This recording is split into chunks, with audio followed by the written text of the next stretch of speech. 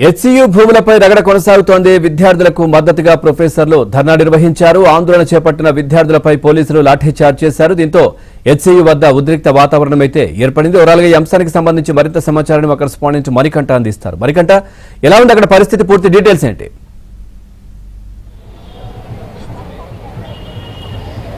ప్రస్తుతం HCU university వద్ద ఉద్రిక్తత కొనసాగుతుందని చెప్పుకోవచ్చు.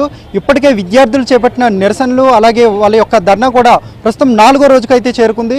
యూనివర్సిటీ ప్రధాన గేటు వద్ద విద్యార్థులంతా కూడా సమూహంగా ఏర్పడి వాళ్ళ యొక్క నిరసనలు అయితే తెలుపుతున్నారు.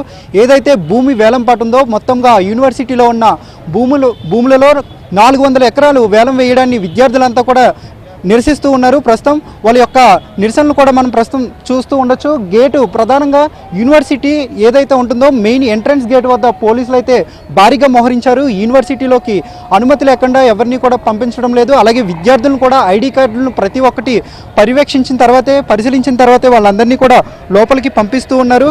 ప్రస్తుతం యూనివర్సిటీ మెయిన్ గేట్ వద్ద విద్యార్థులు అయితే నిరసన తెలుపుతూ ఉన్నారు.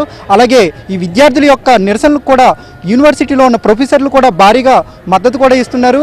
యూనివర్సిటీలో భూముల్ని వేలం వేయడం వల్ల ముందు యూనివర్సిటీలో ఏమైనా వసతులు కల్పించాలన్నా లేదంటే అవి విద్యార్థులకి మౌలిక వసతులు కల్పించాలన్నా కూడా ఇబ్బందులు కలుగుతాయి. కాబట్టి ప్రభుత్వ భూములు వేలం వేయడం నిర్ణయాన్ని వెనక్కి తీసుకోవాలంటూ కూడా ప్రొఫెసర్లు కొద్దిసేపటి క్రితమే మాట్లాడారు.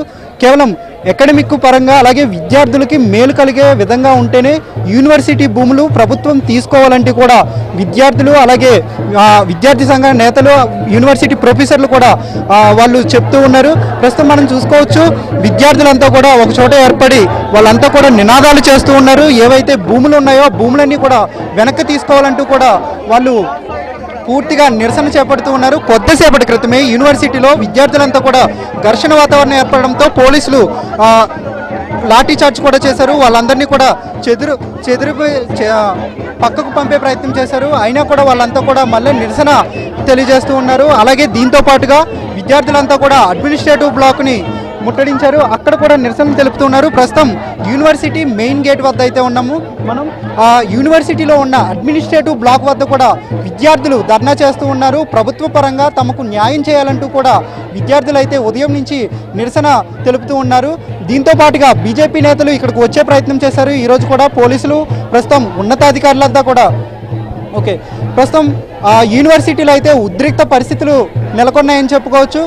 అటు యూనివర్సిటీలో ఉన్న విద్యార్థులు ప్రొఫెసర్లు వీళ్ళంతా కూడా క్యాంపస్లో ఉన్న ప్రతి ఒక్కరూ కూడా నాన్ టీచింగ్ సిబ్బంది అంతా కూడా తరగతులు బహిష్కరించి నిరసన అయితే చేపడుతున్నారు. Right, thank you Manikanta, thanks for the updates.